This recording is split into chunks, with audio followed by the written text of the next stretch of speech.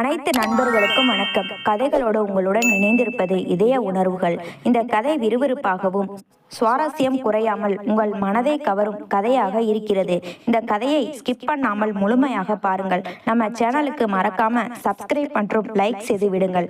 இப்பொழுது கதையை தொடரலாம். என் பெயர் கார்த்திக். சென்னையில் உள்ள ஒரு பிரபலமான பொறியியல் கல்லூரியில் கடைசி ஆண்டு படித்து வருகிறேன். பரபரப்பான நகர வாழ்க்கை, கல்லூரி தேர்வுகள், நண்பர்களுடனான கொண்டாட்டங்கள் என என் நாட்கள் வழக்கம் போல நகர்ந்து கொண்டிருந்தன. அப்போதுதான் அந்த ஆண்டு தீபாவளி பண்டிகை வந்தது. பண்டிகை விடுமுறையை கழிப்பதற்காக சொந்த ஊருக்கு சென்றிருந்தேன். தீபாவளி பண்டிகை முடிந்து 3 நாட்கள் கடந்த நிலையில் ஒரு நாள் காலை என் அப்பா என் அருகே வந்து உட்கார்ந்தார். கார்த்திக், நீ கிராமத்துல இருக்கிற உங்க சுந்தரம் மாமா வீட்டுக்கு போய் 4-5 வருஷத்துக்கு மேல ஆச்சு தெரியுமா? அத்தையும் மாமாவும் உன்னை அடிக்கடி கேக்குறாங்க. விடுமுறை முடிய இன்னும் 2 நாள் இருக்குல்ல, போய் மாமாவையும் அத்தையும் பார்த்துட்டு 2 நாள் தங்கிட்டு வாயேன் என்றார். எனக்கு ஆரம்பத்தில் பெரிய விருப்பம் இல்லை. கிராமத்து சூழல், அங்கே வைஃபை கூட சரியாக இருக்காது என்ற தயக்கம் இருந்தது. ஆனால் அப்பாவின் பேச்சை தட்ட முடியாமல் சரி என்று தலையாட்டினேன். அன்றைய தினமே மதிய உணவை முடித்துவிட்டு பேருந்து நிலையத்திற்கு சென்று மாமாவின் கிராமத்திற்கு செல்லும் பஸ் ஏறினேன். சுமார் 4 மணி நேர பயணத்திற்கு பிறகு மாலை வேளையில் அந்த அழகான கிராமத்தை சென்றடைந்தேன். மாமா சுந்தரத்தின் வீடு கிராமத்தின் பிரதான சாலையிலிருந்து சற்று தள்ளி ஊரின் தொடக்கத்திலேயே அமைந்திருந்தது. சுற்றிலும் பச்சை பசேல் என விரிந்திருந்த அவர்களின் விவசாய நிலங்களுக்கு நடுவே அந்த வீடு தனித்துவமாக கம்பீரமாக நின்றது. நான் பஸ்ஸை விட்டு இறங்கி பையை தோளில் மாட்டியபடி மாமாவின் வீட்டு வாசல் படியை மிதித்தேன். வீட்டில் மாமா சுந்தரம், அத்தை மல்லிகா மற்றும் அவர்களின் 1 வயது கைக்குழந்தை மட்டுமே வசித்து வந்தனர். மாமா சுந்தரம் ஒரு தீவிர உழைப்பாளி. நிலத்தில் பயிர்களுக்கு தண்ணீர் பாய்ச்சுவதற்காக இரவு நேரங்களில் மட்டுமே கரண்ட் வரும் என்பதால் அவர் தினமும் இரவு உணவை முடித்துவிட்டு பாயையும் தண்ணீர் பாட்டிலையும் தூக்கி கொண்டு வயலுக்கு போய் விடுவார். விடியற் காலை 6 மணிக்கு தான் வீடு திரும்புவார். வீட்டுக்குள் நுழையும் போதே அத்தை மல்லிகா வாசலுக்கு வந்தார். அத்தைக்கு சுமார் 33 வயது இருக்கும். சிவந்த மேனி, எடுப்பான தோற்றம், எப்போதும் நேர்த்தியாக உடுத்தும் பருத்தி புடவை என பார்ப்பதற்கு ஒரு லட்சணமான குடும்பத்து பெண்ணாக திகழ்ந்தார். வா கார்த்திக், எப்படி இருக்கடா? பார்த்து எவ்வளவு வருஷமாச்சு, நல்லா வளர்ந்துட்ட என்று முகமெல்லாம் புன்னகையோடு என்னை வரவேற்றார். நல்லா இருக்கேன் அத்தை, நீங்க எப்படி இருக்கீங்க என்று மெல்லிய குரலில் கேட்டேன். நான் பல வருடங்கள் கழித்து அங்கே சென்றிருந்தாலும் வளர்ந்த பிறகு அத்தையை சந்திப்பதாலும் எனக்குள் ஒரு சிறிய தயக்கமும் கூச்சமும் இருந்தது. அத்தையும் அதை உணர்ந்தார். எனக்கு குடிப்பதற்கு தண்ணீரும் மாலையில் சூடான டீயும் பலகாரங்களும் எடுத்து கொடுத்தார். நேரம் நகரத் தொடங்கியது. இரவு 8 மணி அளவில் மாமா சுந்தரம் வயலுக்கு கிளம்ப தயாரானார். கார்த்திக், பார்த்து ரொம்ப நாளாச்சுடா. இன்னைக்கு எனக்கு வயல்ல தண்ணி பாய்ச்சுற வேலை இருக்கு. நீ நல்லா சாப்பிட்டு தூங்கு. நாம நாளைக்கு காலையில நிதானமா பேசலாம் என்று என் தோளை தட்டி கொடுத்து விட்டு கையில் டார்ச் லைட்டுடன் வயலை நோக்கி புறப்பட்டு சென்றார். இப்போது வீட்டில் அத்தை மல்லிகா, கைக்குழந்தை மற்றும் நான் மட்டுமே இருந்தோம். அந்நியப்பட்ட ஒரு உணர்வும் தயக்கமும் என்னை ஆட்கொள்ளவே நான் யாரிடமும் அதிகமாக பேசாமல் என் செல்போனையே பார்த்து கொண்டிருந்தேன். அத்தையும் குழந்தையை தூங்க வைக்கும் வேளையில் பிஸியாக இருந்தார். இரவு உணவு முடிந்தது. அத்தை ஹாலில் எனக்காக ஒரு பாயையும் தலையணையையும் விரித்து சாய்ந்தார். தானும் குழந்தையோடு அருகிலேயே படுத்து கொண்டார். அன்று இரவு கிராமத்து நிசப்தத்திற்கு நடுவே என் வாழ்க்கையில் மறக்க முடியாத சில மாற்றங்கள் தொடங்க போகின்றன என்பதை நான் அப்போது அறிந்திருக்கவில்லை. மறுநாள் காலை கிராமத்தின் அமைதியான சூழலில் பறவைகளின் கலகலப்பான ஒளியோடு விடிந்தது. நான் எழுந்தபோது மாமா சுந்தரம் வயலிலிருந்து திரும்பி வந்து சிறிது நேரம் பேசிவிட்டு ஓய்வெடுக்க சென்று இருந்தார். அத்தை மல்லிகா வழக்கம் போல் தன் வீட்டு வேலைகளில் பிஸியாக இருந்தார். காலை சிற்றுண்டி முடிந்ததும் அத்தை வீட்டின் பின்புறம் சென்று துணிகளை துவைக்க தொடங்கினார். எனக்கு என்ன செய்வதென்று தெரியாமல் போர் அடித்தது. சும்மா பொழுதை போக்குவதற்காக அத்தையின் மொபைல் போனை எடுத்தேன். அது லாக் செய்யப்பட்டிருந்தது. நான் பின்புறம் சென்று, அத்தை, போன் பாஸ்வேர்டு என்ன என்று கேட்டேன். அத்தை துணியை பிழிந்து கொண்டே 0404 டா என்று சிரித்தபடியே சொன்னார். நானும் போனை அன்லாக் செய்து சும்மா கேலரி பிரவுசர் என்று மேலோட்டமாக பார்த்து கொண்டிருந்தேன். பெரியதாக எதுவும் இல்லை. சிறிது நேரத்தில் துணி துவைத்து முடித்து கையை துடைத்தபடி உள்ளே வந்த அத்தை என் அருகில் வந்து நின்றார். என்ன கார்த்திக், என் போன்ல அவ்வளவு தீவிரமா என்னத்தை பார்க்கிற என்று செல்லமாக சிரிப்போடு கேட்டார். நான் சற்றே திடுக்கிட்டு, ஒண்ணுமில்லை அத்தை, சும்மாதான் பொழுதை போக்க பார்த்தேன் என்று போனை அவரிடம் கொடுத்தேன். மதிய வேளையில் மாமா சுந்தரம் தூங்கி எழுந்து வந்தார். அத்தை அனைவருக்கும் சுட சுட உணவை பரிமாறினார். மூவரும் ஒன்றாக அமர்ந்து சாப்பிட்டோம். சாப்பிட்டு முடித்ததும் மாமா தன் துண்டை தோளில் போட்டபடி, கார்த்திக், எனக்கு ஊருக்குள்ள பஞ்சாயத்து ஆபீஸ்ல கொஞ்சம் அவசர வேலை இருக்குடா. இன்னைக்கு மதியம் மோட்டரை போட்டு நிலத்துக்கு தண்ணி பாய்ச்சணும். நீயும் உன் அத்தையும் கொஞ்சம் வயலுக்கு போய் மோட்டரை போட்டு தண்ணி பாய்ச்சிட்டு வரீங்களா என்று கேட்டார். சரிங்க மாமா, நான் போறேன் என்று உடனே சம்மதித்தேன். நானும் அத்தை மல்லிகாவும் வயலை நோக்கி நடந்தே சென்றோம். மதிய நேரத்து மிதமான வெயிலும் வயல்வெளியின் பசுமையான காற்றும் சூழலை மிகவும் ரம்மியமாக்கியது. அதுவரை இருவருக்குள்ளும் இருந்த சிறு தயக்கத்தை உடைக்க எண்ணிய அத்தை வழியில் என்னிடம் இயல்பாக பேசத் தொடங்கினார். என்ன கார்த்திக், காலையில போனை அப்படி உற்று பார்த்துக்கிட்டு இருந்தியா? சென்னையில ஏதாச்சும் பொண்ணை கரெக்ட் பண்ணி வச்சிருக்கியா என்ன என்று கண்ணடித்து கிண்டலாக கேட்டார். நான் சட்டென சிரித்துவிட்டு, சேச்ச, அப்படியெல்லாம் எதுவும் இல்லை அத்தை, என்னை பார்த்தா உங்களுக்கு அப்படி தெரியுதா என்றேன். அத்தை என்னை ஏற இறங்க பார்த்து, பின்ன என் அண்ணா பையன் இவ்வளவு உயரமா கம்பீரமா அழகா இருக்கான், பொண்ணுங்க உன்னை பார்த்து விழாம இருப்பாங்களா என்ன என்று ரசித்து பாராட்டினார். அத்தையின் அந்த பாராட்டும் கள்ளமில்லாத சிரிப்பும் என் மனதில் ஒருவித புது உணர்வை தந்தன. அப்படியெல்லாம் எதுவும் இல்லை அத்தை, பொண்ணுங்களுக்கு நம்மளை பிடிக்குமான்னு தெரியல என்று நான் சொல்ல, ஏன் பிடிக்காது, உன்னை மாதிரி ஒரு பையனை பிடிக்காம வேற யாரை பிடிக்கும் என்று அத்தை மேலும் உற்சாகமாக பேசினார். நாங்கள் வயலை அடைந்தோம். அங்கே இருந்த மோட்டார் கொட்டகையில் மோட்டாரை ஆன் செய்து வாய்க்காலில் தண்ணீர் பாய்வதை பார்த்தோம். தண்ணீரின் குளுமையும் அத்தையின் அருகாமையும் எனக்குள் ஒரு புதிய நெருக்கத்தை உருவாக்கியது. வயல்வெளியில் மர நிழலில் நின்றபடி இருவரும் பல விஷயங்களை பற்றி பேசினோம். கல்லூரி வாழ்க்கை, கிராமத்து பழக்க வழக்கங்கள் என பேசி பேசி அதுவரை எங்களுக்குள் இருந்த அத்தை மருமகன் என்ற அந்நியப்பட்ட இடைவெளி மெல்ல மறைந்தது.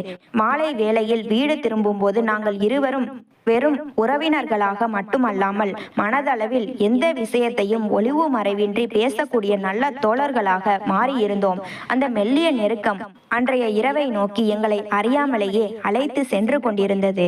அன்று மாலை வயலில் இருந்து வீட்டிற்கு திரும்பியதும் இரவு உணவை முடித்து கொண்டு அனைவரும் ஓய்வெடுக்க தயாரானோம். அன்றைய தினமும் வயலில் பயிர்களுக்கு தண்ணீர் பாய்ச்சும் முறை இருந்ததால் மாமா சுந்தரம் இரவு உணவை முடித்து கொண்டு, கார்த்திக், இன்னைக்கும் எனக்கு வயல்ல வேலை இருக்குடா, காலையில வரேன், நீ பத்திரமா தூங்கு என்று சொல்லிவிட்டு கிளம்பி சென்றார். வீட்டில் அத்தை மல்லிகா, அவரது கை குழந்தை மற்றும் நான் மட்டுமே இருந்தோம். அத்தை குழந்தைக்கு பாலூட்டி ஹாலில் கட்டப்பட்டிருந்த தொட்டிலில் தூங்க வைத்தார். அதற்கு பிறகு ஹாலின் ஒரு மூலையில் எனக்காக பாயையும் தலையணையையும் விரித்து கொடுத்தார்.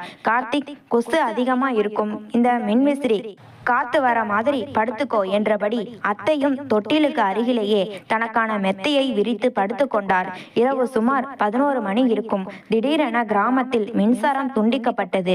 மின் விசிறியின் சத்தம் நின்று அறை முழுவதும் சுடு காற்றும் அடர்ந்த இருளும் சூழ்ந்து கொண்டன.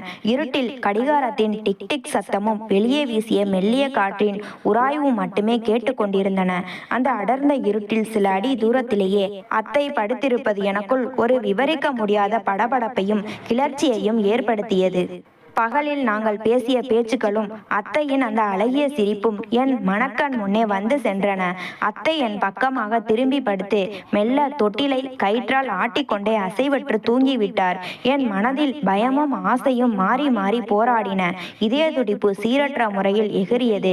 மெல்ல மெல்ல என் உடலை நகர்த்தி பாயில் இருந்த அத்தையின் மெத்தைக்கு அருகில் நெருங்கி சென்றேன். அறியாத்தனமாகவோ அல்லது வேகத்திலோ என் கை அத்தையின் இடுப்பு பகுதியில் பட்டுவிட்டது. அவ்வளவு தான். தூக்க கலக்கத்தில் இருந்த அத்தை திடீரென விழித்து கொண்டார். நொடி பொழுதில் நிலைமையை உணர்ந்தவர் என் கையை வேகமாகவும் பலமாகவும் தள்ளிவிட்டு படபடப்புடன் எழுந்து உட்கார்ந்தார். அவரது கண்கள் இருட்டிலும் கோபத்தால் கொப்பளிப்பதை காண முடிந்தது. கார்த்திக், என்ன காரியம் பண்ணிக்கிட்டு இருக்க நீ? உனக்கு கொஞ்சம் கூட அறிவு இல்லையா என்று சீறினார். நான் உனக்கு அத்தை முறைடா. உன்னை என் சொந்த தம்பி மாதிரி, பையன் மாதிரி நினைச்சி உரிமையா பேசுனா நீ இப்படி நடந்துப்பியா? ஒழுங்கா அந்த மூலையில போய் படு, இல்லனா இப்பவே உங்க அம்மாவுக்கு போன் பண்ணி விஷயம் என்னன்னு சொல்லிடுவேன். அப்புறம் உங்க மாமாவுக்கும் விஷயம் தெரியும் என்று கோபத்தின் உச்சத்தில் கடிந்து கொண்டார். அத்தையின் அந்த வார்த்தைகளை கேட்டதும் என் உடம்பெல்லாம் நடுங்கத் தொடங்கியது. அம்மாவுக்கோ அல்லது மாமாவுக்கோ விஷயம் தெரிந்தால் என் மானமே போய்விடும், குடும்பத்தில் பெரிய கலவரமே வெடித்துவிடும் என்ற பயம் என்னை முழுமையாக ஆட்கொண்டது.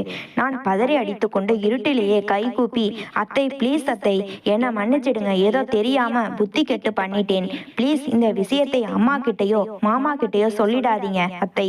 இனிமேல் இப்படி நடக்கவே நடக்காது, சத்தியமா சொல்றேன் என்று கெஞ்சும் குரலில் வேண்டினேன். என் பயத்தையும் பதற்றத்தையும் கண்களில் வழிந்த கண்ணீரையும் பார்த்த அத்தையின் கோபம் சற்றே தணிந்தது. அவர் ஒரு நீண்ட பெருமூச்சை விட்டு அமைதியானார். சரி கத்தாத, குழந்தை முழிச்சுக்க போகுது என்று குரலை தாழ்த்திய அத்தை, புத்திசாலியா மரியாதையா அந்த மூலையில போய் படு, மறுபடியும் என் பக்கத்துல வரணும்னு நினைச்ச அவ்வளவுதான், சொல்லிட்டேன் என்று எச்சரித்துவிட்டு எனக்கு மறுபக்கம் திரும்பி படுத்து கொண்டார். நான் அமைதியாக என் பாய்க்கு சென்று படுத்துக்கொண்டேன். ஆனால் பயமும் அத்தையை எதிர்கொள்ள முடியாமல் ஏற்பட்ட கூச்சமும் என் தூக்கத்தை கெடுத்தன. அத்தையின் கோபம் உண்மையா அல்லது வெறும் எச்சரிக்கையா? அந்த இரவின் நிசப்தத்தில் என் மனது பல கேள்விகளோடு போராடி கொண்டிருந்தது. அத்தை என்னை கடிந்து கொண்டு மறுபக்கம் திரும்பி படுத்து கொண்டாலும் அறைக்குள் நிலவிய அந்த நிசப்தம் எனக்குள் பல எண்ணங்களை ஓட செய்தது. அத்தை கோபப்பட்டார்தான், ஆனால் அவர் உண்மையிலேயே மாமாவிற்கோ அல்லது என் அம்மாவுக்கோ போன் செய்யவில்லை. என்னை வீட்டை விட்டு துரத்தவும் இல்லை, வெறும் எச்சரிக்கையோடு நிறுத்தி இருந்தார். நேரம் நகர நகர கடிகாரத்தின் டிக் டிக் சத்தமும் தூங்கும் குழந்தையின் மெல்லிய மூச்சு காற்று சத்தமும் மட்டுமே அந்த இருண்ட அறையில் எதிரொலித்தன. அத்தை இன்னும் தூங்காமல் விழித்திருப்பதை அவரது உடல் அசைவுகள் மூலம் என்னால் உணர முடிந்தது. சுமார் அரை மணி நேரம் கழிந்தது. எனக்குள் இருந்த பயம் மெல்ல தணிந்து ஒரு புதிய துணிச்சல் முளைத்தது. நான் பாயில் கிடந்தபடியே மிகவும் மெல்லிய தாழ்ந்த குரலில் பேச தொடங்கினேன். அத்தை, ரொம்ப சாரி அத்தை, நான் செய்தது தப்புதான். ஆனா நிஜமாவே நீங்க அவ்வளவு அழகா இருக்கீங்க. உங்களை பார்த்ததுல இருந்து என் மனசை என்னால கட்டுப்படுத்தவே முடியல, அதான் அப்படி நடந்துகிட்டேன், சாரி அத்தை என்றேன் உணர்ச்சி பூர்வமாக. அத்தையிடமிருந்து எந்த பதிலும் வரவில்லை. ஆனால் அவர் கோபத்தில் மீண்டும் கத்துவார் என்று எதிர்பார்த்த எனக்கு அவரது அமைதி ஒரு புதிய நம்பிக்கையை தந்தது. அவரது கோபம் இப்போது தணிந்திருக்கிறது என்பதை என் மனம் கணித்தது. நான் மெதுவாக பாயிலிருந்து எழுந்து சத்தமில்லாமல் அத்தையின் மெத்தைக்கு அருகில் சென்று அமர்ந்தேன். தயக்கத்தோடு என் கையை நீட்டி அத்தையின் மென்மையான கையை தொட்டேன். இந்த முறை அத்தை என் கையை தள்ளிவிடவில்லை, மாறாக சற்றே அமைதியாக இருந்துவிட்டு என் கையை தன் விரல்களால் பலமாக பிடித்து கொண்டார். அப்புறம் மெதுவாக என் பக்கம் திரும்பினார். இருட்டிலும் ஜன்னல் வழியே வந்த மெல்லிய நில ஒளியில் அவரது கண்கள் ஒளி வீசுவதை கண்டேன். உதட்டில் ஒரு சிறிய ரகசிய புன்னகை பூத்திருந்தது. கார்த்திக், நீ நிஜமாவே பெரிய தைரியசாலி தாண்டா. நான் அவ்வளவு மிரட்டியும் பயந்து ஒதுங்குற மாதிரி நடிச்சிட்டு மறுபடியும் இவ்வளவு தூரம் துணிச்சலா வரியே என்று செல்லமாக கண்டிக்கும் தொனியில் கூறினார். நான் அத்தையை பார்க்க அவர் தன் குரலை கூர்மையாக்கி ஒரு முக்கியமான நிபந்தனையை முன்வைத்தார். பாரு கார்த்திக், நான் சொல்றதை நல்லா கவனமா கேட்டுக்கோ. இன்னைக்கு இரவு நமக்குள் என்ன நடந்தாலும் சரி, அது இந்த 4 சுவருக்குள்ளேயும் இந்த இருட்டு அறையோடும் மட்டுமே முடியணும். நாளைக்கு காலையில மாமா வரும்போதோ அல்லது நீ சென்னைக்கு திரும்பிய பிறகோ என்னை எப்போதும் போல ஒரு மரியாதையான அத்தையா மட்டும்தான் பார்க்கணும். உன் பேச்சிலோ பார்வையிலோ அல்லது நடத்தையிலோ யாருக்கும் எல்லளவும் சந்தேகம் வரக்கூடாது. இந்த ரகசியத்தை உயிரே போனாலும் காப்பேனை எனக்கு சத்தியம் பண்ணா மட்டும்தான் அடுத்து என்று அத்தை நிறுத்தி என்னை பார்த்தார். அத்தையின் அந்த நிபந்தனையில் இருந்த நியாயமும் அதே சமயம் அவரது சம்மதமும் எனக்கு தெளிவாக புரிந்தது. நான் சிறிதும் யோசிக்காமல் அத்தையின் கையை என் இரு கரங்களாலும் இறுக பிடித்து கொண்டேன். சத்தியமா அத்தை, நம்ம உறவோட மரியாதையும் கண்ணியத்தையும் நான் யாருக்காகவும் எந்த சூழ்நிலையிலையும் விட்டு கொடுக்க மாட்டேன். இது நம்ம 2 பேருக்கும் நடுவுல மட்டுமே இருக்கிற ஆயுசுக்கும் மறக்க முடியாத ஒரு அழகிய ரகசியமா இருக்கும் என்று உறுதியாக வாக்கு கொடுத்தேன். என் வார்த்தைகளில் இருந்த உண்மையையும் நம்பிக்கையையும் உணர்ந்த அத்தை மிகவும் திருப்தியுடன் புன்னகைத்தார். இருவருக்குள்ளும் இருந்த கடைசி தடையும் உடைந்து போக அந்த இரவின் அடுத்த கட்டத்தை நோக்கி நாங்கள் அமைதியாக அடியெடுத்து வைத்தோம். அந்த இரவின் ஆழ்ந்த அமைதியில் இருவரின் சம்மதத்தோடு நாங்கள் அந்த அழகிய தருணத்தை உணர்வுபூர்வமாக பகிர்ந்து கொண்டோம். அத்தையின் ஸ்பரிசமும் அன்பும் அந்த நிசப்தமான இரவும் என் வாழ்க்கையில் என்றும் மறக்க முடியாத ஒரு நினைவாக மாறின. எங்களின் பேச்சுக்களும் மெல்லிய சிரிப்புகளும் அந்த சிறிய அறைக்குள் மட்டுமே ஒலிகளாக அடங்கி போயின. காலை 6 மணி அளவில் ஜன்னல் திரைகளின் வழியே சூரியனின் பொன்னிற வெளிச்சம் மெல்ல அறைக்குள் பரவத் தொடங்கியது. நான் மெதுவாக கண் விழித்து பார்த்தபோது எனக்கு ஒரு பெரும் ஆச்சரியம் காத்திருந்தது. அத்தை ஏற்கனவே அதிகாலையிலேயே எழுந்து குளித்து முடித்து தலை சீவி நெற்றியில் சிவப்பு நிற குங்குமத்துடன் ஒரு குடும்பத்து பெண்களுக்கே உரிய லட்சணத்தோடும் கம்பீரத்தோடும் தயாராக இருந்தார். இரவில் நடந்த சம்பவங்களுக்கும் இப்போது என் முன்னே நிற்கும் இந்த லட்சணமான அத்தைக்கும் எந்த சம்பந்தமும் இல்லாதது போல அவ்வளவு இயல்பாக சாந்தமாக நடமாடிக் கொண்டிருந்தார். என்னை சட்டென பார்த்தவர் உதட்டில் ஒரு மெல்லிய புன்னகையை சிந்தி சொன்னபடி மரியாதையாக நடந்து கொள் என்பது போல் தன் கண்களால் எனக்கு ஜாடை காட்டினார். அத்தையின் அந்த சமயோசிதமும் சுய கட்டுப்பாடும் என்னை வியப்பில் ஆழ்த்தின. சற்று நேரத்தில் வீட்டின் வாசலில் காலடி சத்தமும் அதைத் தொடர்ந்து மாமாவின் குரலும் கேட்டது. மல்லிகா, கதவை திறமா, வயல்ல வேலை முடிஞ்சு வந்துட்டேன். அந்த குரலை கேட்டதும் எனக்கு இதயம் படபடவென அடித்து கொள்ள தொடங்கியது. பதற்றத்தை வெளியே காட்டிக்கொள்ளாமல் பாயில் அமர்ந்து எதுவும் தெரியாத அப்பாவி போல செல்போனை பார்ப்பது போல் நடித்தேன். அத்தை மிகவும் நிதானமாக இயல்பான நடை நடந்து சென்று வீட்டின் கதவை திறந்தார். மாமா கையில் தண்ணீர் பாட்டிலுடனும் தோளில் துண்டுடனும் களைப்பாக உள்ளே வந்தார். உள்ளே வந்த மாமா என்னை அன்போடு பார்த்து, என்ன கார்த்திக், ராத்திரி நல்லா தூங்குனியடா, கொசு எதுவும் அதிகமா கடிக்கலையே என்று அக்கறையாக கேட்டார். நான் சற்றே தடுமாறி குரலை சரி செய்து கொண்டு, ரொம்ப நல்லா தூங்குனேன் மாமா. நகரத்தை விட நம்ம கிராமத்து காற்றே தனி சுகம்தான் என்றேன் சிரித்தபடியே. அப்போது சமையலறையிலிருந்து அத்தையின் குரல் ஒலித்தது. அடுப்புல தண்ணி காய வச்சிருக்கேன், குளிச்சுட்டு வந்ததும் டீ குடிக்கலாம். அத்தை எவ்வளவு இயல்பாக எந்தவித தயக்கமும் இன்றி பேசுகிறார் என்பதை கண்டு என் மனதிற்குள் பிரமிப்பாக இருந்தது. மாமா உடனே சரிம்மா, நான் குளிச்சிட்டு வந்துறேன் என்று சொல்லிவிட்டு துண்டை எடுத்துக்கொண்டு பின்புறம் குளியலறைக்கு சென்றார். மாமா குளிக்க சென்ற அந்த 2 நிமிட இடைவெளியை பயன்படுத்தி நான் சமையலறை வாசலில் நின்ற அத்தையின் அருகில் மெதுவாக சென்றேன். யாரும் பார்க்கவில்லை என்பதை உறுதி செய்து கொண்டு, அத்தை, நீங்க நிஜமாவே பயங்கரமா ஆக்ட் பண்றீங்க, எனக்கு தான் நெஞ்சு படபடன்னு அடிச்சுக்கிச்சு என்று மெல்லிய குரலில் கிசுகிசுத்தேன். அத்தை திரும்பி என்னை ஏற இறங்க பார்த்து தன் உதட்டில் ஒரு குறும்பு சிரிப்பை மிரில விட்டார். பின்ன கொடுத்த வாக்கை காப்பாத்தணும்ல கார்த்திக் தம்பி, அதான் நம்ம ஒப்பந்தம் என்று சொல்லி எனக்கு கண்ணடித்து விழி சிமிட்டினார். அத்தையின் அந்த புன்னகையில் நேற்றைய இரவின் அழகிய ரகசியமும் எதிர்காலத்திற்கான மதிப்பும் ஒரு சேர நிறைந்து காணப்பட்டன.